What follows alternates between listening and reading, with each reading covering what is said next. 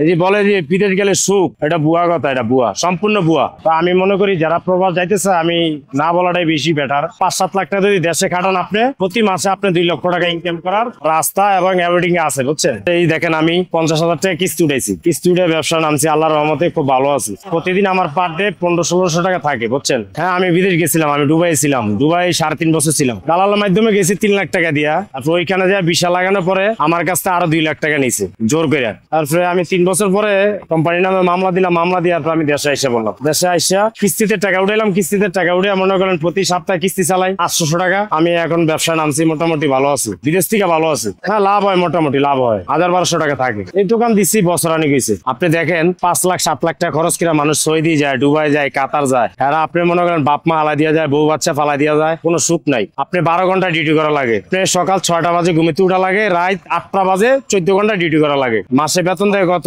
30,000-35,000 টাকা বেতন দেয়। তার ভিতরে আবার ডিউটি থেকে আসার পরে পাক শাক করা লাগে। ওইখানে কেউ কারোর জন্য না ভাই, আপন মারপেটের ভাইও কারোর জন্য না। ওখানে অসুস্থ হলে কেউ দেখে না, কোম্পানির লোকও দেখে না। অসুস্থ হলে আপনি ডিউটি যাইতে হবে, ডিউটি মিস নাই। আপনি যদি একদিন ডিউটি না যান, 2টা হাজিরা কাটবে, আপনি 2 দিনে হাজিরা কাটবে। আমি এই জন্যই বলতেছি যে বিদেশ না যে আপনি দেশে ব্যবসা করেন, ছোটখাটো একটা ব্যবসা করেন। আপনি যদি টাকা পয়সা না থাকে আপনি কিস্তি উঠান, কিস্তি উঠে আপনি ব্যবসা করেন, আপনি খুব সুখে শান্তিতে চলতে পারবেন। আপনি একটা পান দোকান দেন বা চার দোকান দেন সাইডে, আপনি ওইখানেও আপনি 800-900 টাকা 1000 টাকা ইনকাম করতে পারবেন ডেইলি, প্রতিদিন পার ডে। ঢাকা শহরে ইনকামের রাস্তা আছে, অনেকগুলো আছে। আমি এই জন্য বলি প্রবাসীরা যেমন বিদেশ না যায়, সুবিধা আছে না। আপনি আপনার দেশে আপনার মা বাবা অসুস্থ হলে, বাচ্চা অসুস্থ হলে আপনি যাইতে পারতেছেন, কিন্তু বিদেশ তো আপনি ওই জিনিসটা পারতেছেন না। না ওরা আপনি মনে করেন কাজের অনুযায়ী মজুরি দেয়, কিন্তু এছাড়া কোনো আপ্যায়ন করে না।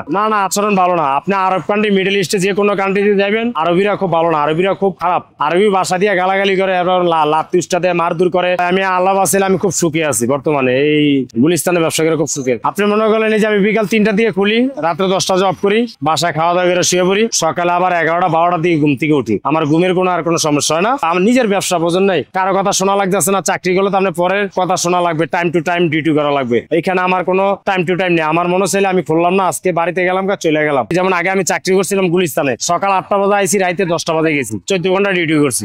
ওইটার থেকে আমি মনে করেন এখন ব্যবসা করি, এখন খুব সুখে আছি। হ্যাঁ অনেক কাস্টমার আপনি খেলনা নেয়, বাচ্চা জন্য, আবার অনেকে মনে করেন এগুলো আপনি সময় কাটায়, এমনকি দামের এটা আসে না।